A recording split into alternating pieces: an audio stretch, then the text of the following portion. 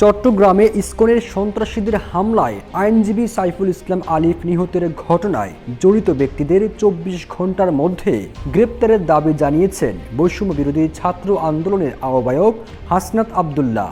আমার ভাই সাইফুল্লাহকে নৃশংসভাবে হত্যা করা হয়েছে। এই ইসকনকে সন্ত্রাসী গোষ্ঠী হিসেবে অবশ্যই নিষিদ্ধ করতে হবে। চট্টগ্রাম নগরের টাইগার পাস মোড়ে আইনজীবী হত্যার প্রতিবাদে এক বিক্ষোভ সমাবেশে একথা বলেন হাসনাত। তিনি বলেন, ইসকন কিভাবে স্বৈরাচারী আওয়ামী লীগের সহায়তায় ভারতের প্রেসক্রিপশনে বাংলাদেশে অশান্তি সৃষ্টি করছে তা আমরা ভুলে যাইনি। ধর্মের দোহাই দিয়ে উগ্রবাদী সংগঠন পরিচালনা করলে বাংলাদেশে এক হাত জায়গাও দেওয়া হবে না। বাংলাদেশে সব ধর্মের সহাবস্থান থাকবে। সবার অধিকার রক্ষায় আমরা কাজ করব। সবাইকে ঐক্যবদ্ধ থাকতে হবে বলেও জানান তিনি।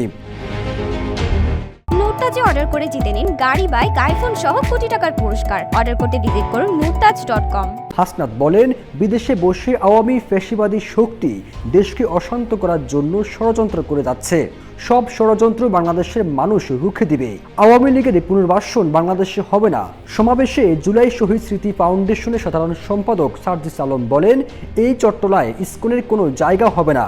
আমরা ১৬ বছরের খুনি হাসিনাকে দেশ ছাড়া করেছি। জঙ্গি ইসকনকে দেশ ছাড়া করা আমাদের কাছে হাতের ময়লা। এ সময় হাসনাত আব্দুল্লাহর পাশাপাশি সার্জিস আলম, বৈষম্য বিরোধী ছাত্র আন্দোলনের কেন্দ্রীয় কমিটির সদস্য রাসেল আহমেদ, কেন্দ্রীয় সহ সমন্বয়ক খান তালাত মাহমুদ সহ সবাই ২৪ ঘন্টার মধ্যে জড়িত ব্যক্তিদের গ্রেপ্তারের দাবি জানান।